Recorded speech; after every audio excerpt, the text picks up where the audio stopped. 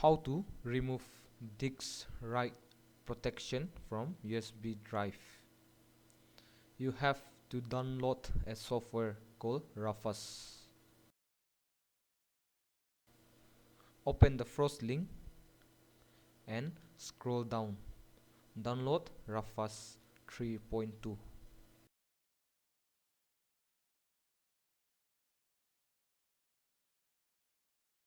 Now run the software.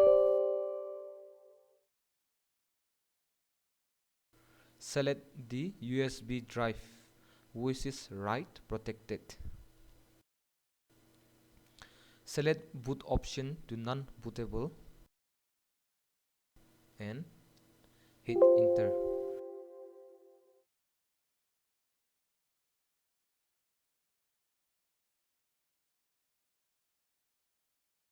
Now you have successfully removed disk write protection from USB drive.